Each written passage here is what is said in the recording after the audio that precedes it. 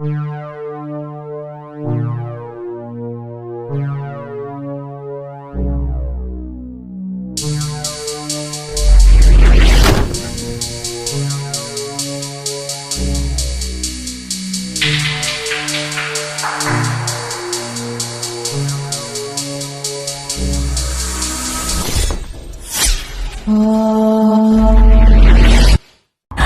pasibol na boksingero mula Thailand na nagngangalang Tiranan Matsali, isang undefeated prospect na may kartadang 19 wins, wala pang talo at may 7 knockout sa kanyang talaan.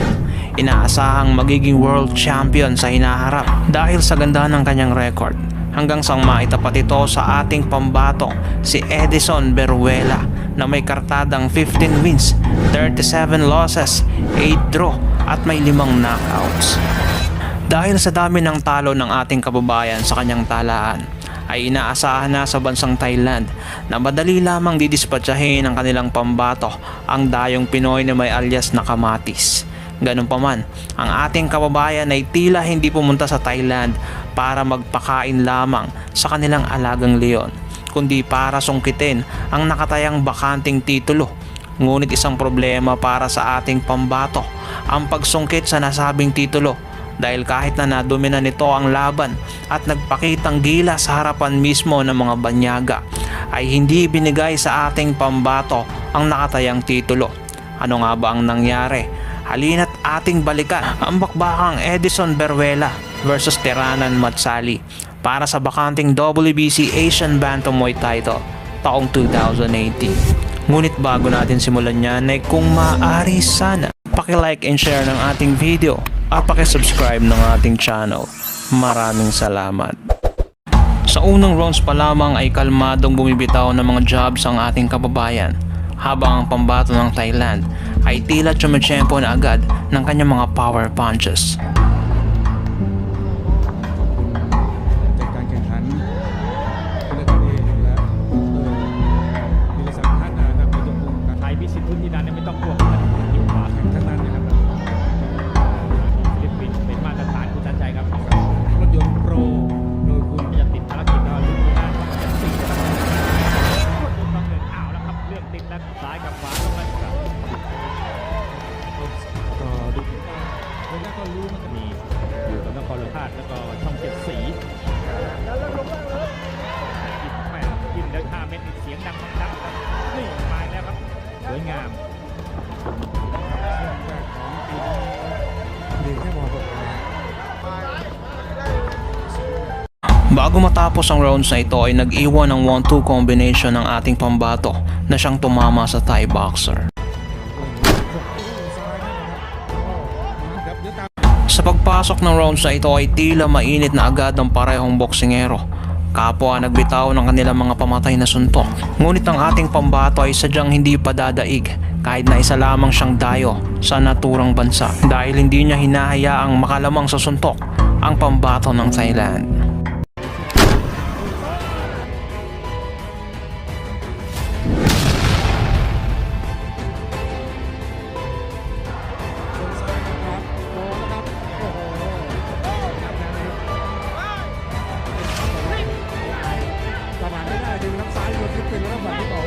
ตัวที่เป็นทางหลังมาเนี่ยทั้งมวยไทยนี่ย่ำแย่ตลอดล็อกไม่อยู่เลยนะล็อกซ้ายไม่ ว่า อยู่ จะตกใจหรือเปล่าครับทางด้านของ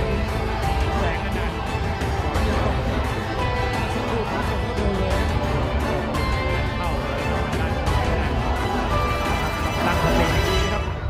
ต้องบอกว่าหลวงปู่บุญมาช่วยด้วยนะครับจะช่วยได้หรือเปล่าโดนไป1 นัดมาโดนซ้ายอีกแล้วครับ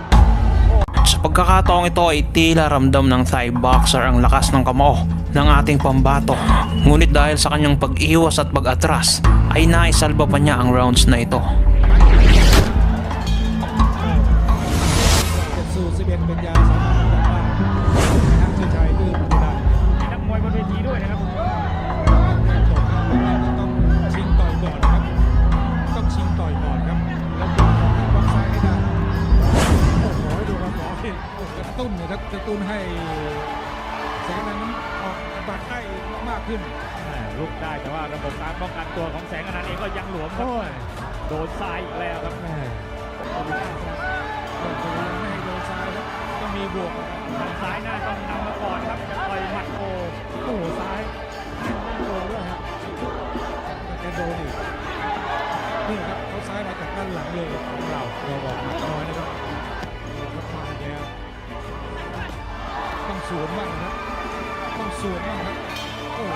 ตรงนี้โดนซ้ายไหลหมัด Sa pagkakataong ito ay napagtanto ng ating kababayan na kayang-kaya niya ang suntok ng kanyang kalaban, habang ang Thai boxer ay nababalot na ng takot sa tuwing umaatake ang ating pambato. Punong-puno na ng kumpiyansa ang ating kababayan na sasang-ayon na sa kanya ang labang ito. ออกอารมณ์กวนๆแล้วครับคุณอันชัย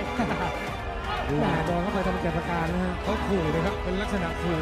ของโดวิลล่าดูเลยครับ โอ้ ต้องสวนครับต้องสวนแล้วครับต้องไม่ถอยนะครับ เขาจะสวนซ้ายปักตบซ้ายมาทันทีทั้งนั้นนะครับกองเชียร์ยืนกันหมดแล้วครับเสียแล้วเสียไปไหมครับต้นทำไมครับเขาดีแหละเขามีอารมณ์กวนๆนะครับงานของโบวิล่าเล่นทั้งตัว ต้องต่อยก่อนเลยครับ ต้องมาสนใจช่วยแรงกระท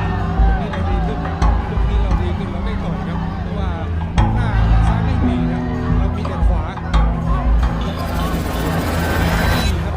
ยืนไปหรือเปล่าครับนะครับดูเขายังขู่อยู่นะครับโดวิลล่ายังขู่อยู่โดวิลล่ายังขู่ Naging agresibo ang Thai boxer sa rounds na ito, ngunit magiging sapat kaya ang stilong kanyang ginagamit para pabagsakin ang ating pambato. Gayong pinapagpag lamang nito ang opensang kanyang binabato sa ating pambato. รู้สึกว่าจะแช่เหมือนเปิดช่อง ำครับ เปิดการ ต้อ ให้ งใกล้ๆแบบนี้เลยครับต้องบวกอย่างนี้นะครับเพราะว่าโบวิล่าการให้เห็นเพราะว่านี่โจนลดน้ำหนักเยอะนะครับเคาะไปเรื่อยเคาะไปเรื่อยต้องใช้ความอดทนครับข้อสำคัญต้องใกล้ๆครับ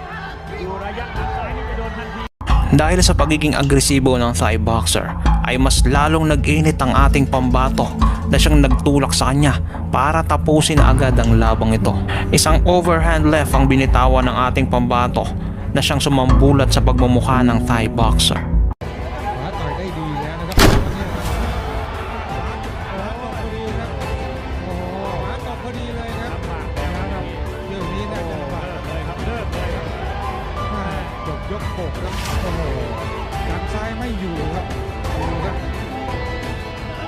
ซ้ายตกพอดีนะครับเมื่อสักครู่เลยขวาตกครับโดนซ้ายเลยครับนี่แหละครับอย่างที่บอกครับเบาครับเบา ไม่ไหวครับโอ้ต้องโดนไปเลยครับ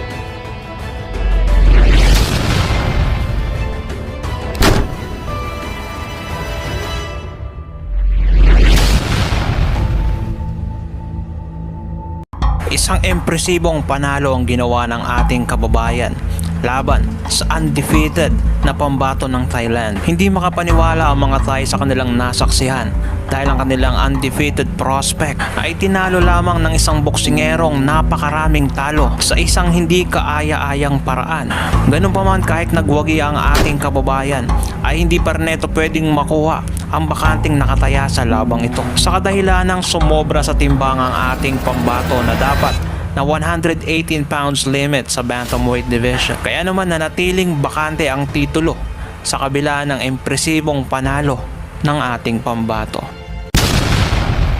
Kung nagustuhan nyo ang video ng tampok natin ngayon, paki-like and share. Mag-iwan ka na rin ng comments para sa iyong saloobin. At kung bago pa lamang dito ay paki-subscribe at huwag kalimutang pindutin ang notification bell button para updated ka sa mga umaatikabong videos tulad nito.